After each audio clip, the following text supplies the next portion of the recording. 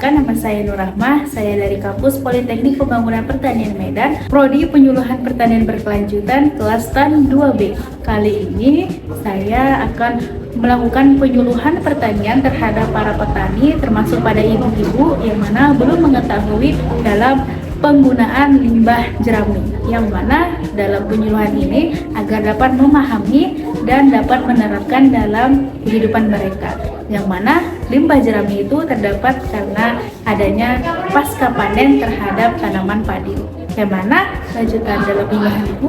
Sampai jumpa di video berikutnya. Dadah. Assalamualaikum ibu-ibu.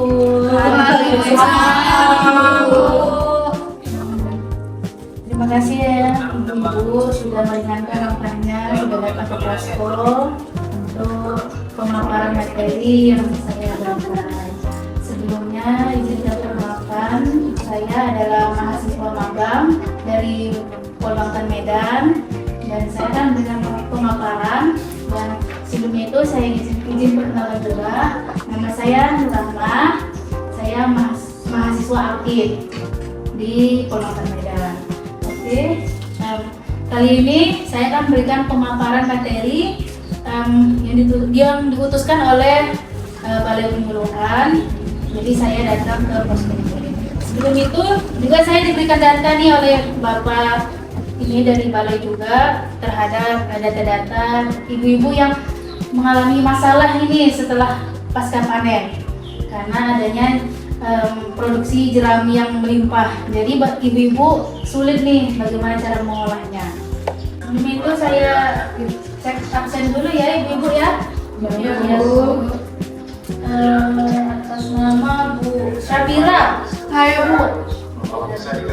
Atas nama Ibu Risa. Hadir Bu. Atas nama Ibu Syakira. Atas nama Ibu Intan. Hadir Bu. Atas nama Ibu Fitri. Atas nama ya, hadir Bu. Atas nama Ibu Permata. Saya Bu. Nama Ibu Celi.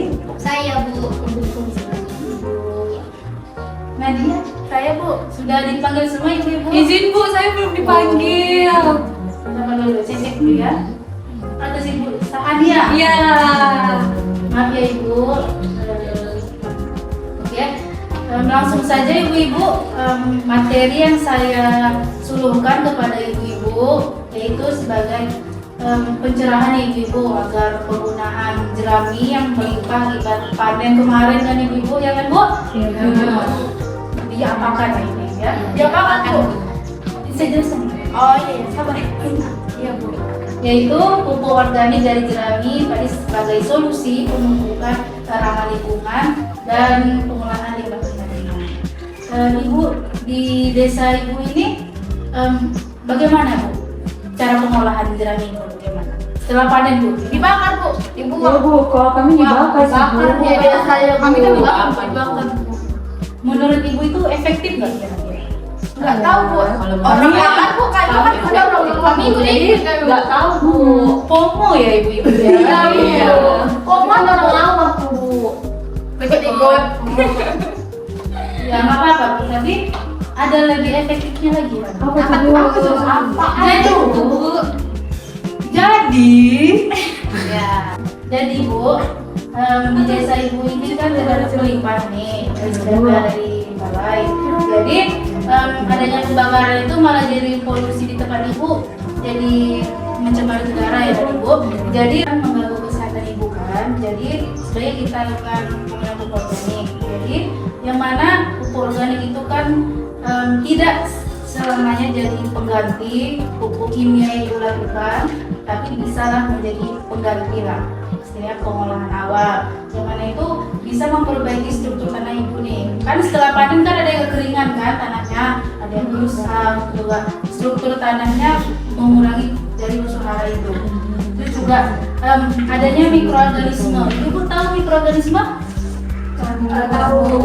Sebagian tahu, aku enggak. Yang kecil Bu. Iya. Sebagai kambing Bu. Bu, hewan kecil Bu. Kambing itu Bu, sudah hewan besar. Makin ketawa kok ya. Gue kan kambing dalam tanah. Itu loh, Bu. Itu hewan besar Bu kalau kambing. Itu pernah. Enggak apa-apa buat video ya. Belakang lah ya. Ya. Yang mana kan ada yang mikroorganisme dalam tanah yang tadi itu kan membantu dalam membentukkan tanah juga, mengembalikan juga struktur tanah kan Bu. Yang mana sebagai makanan juga di mikroba tanah juga. Jadi kan bukan kita aja yang jadi makan, jadi kan mikroorganisme juga makan kan Ibu? Oh, iya Bu. Iya Bu. Keren juga ya Bu. Mana mikroorganisme itu Bu berperan sebagai proses pelapukan bahan organik dan juga mengendalikan alami terhadap patogen tanah. Yang mana ibu-ibu dalam penggunaan pupuk organik cair sudah pernah? Belum Bu. Belum Bu. Jadi ini pertama kali ya ibu-ibu. Yang mana yang saya lakukan dalam suluh kali ini yaitu dari jerami. Yang mana bahan-bahan tadi jerami, E4, itu juga ada gula merah, air, alatnya juga tuh ada ember, gandum, pisau, juga ada tempat. Mana pertama itu Bu, jeraminya ini kita campur dulu Bu. Terus juga setelah itu disediakan ember, terus masukkan E4, gula merah sama air. Terus dalam aduk, terus kita campurkan tadi jerami ke dalam ember selama 15 sampai 30 menit gitu. Terus setelah itu kita tumbuk dengan ini dedak tadi. Oh ya bahan dulu pas seperti dedak ya. Jadi bahan itu kita campurkan dedak juga Bu. Terus kita tutup dengan terpal. Terus kita buka kembali setelah 2 hari itu diaduk, terus ditutup lagi. Itu dilakukan selama 7 sampai 14 hari itu.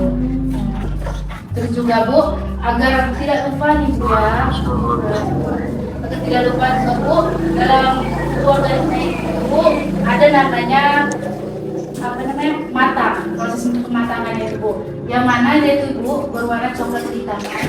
Terus juga berbau tanah, karena kan kita tadi kan menggunakan jerami ini Bu ya. Terus juga teksturnya itu lemah dan tidak panas.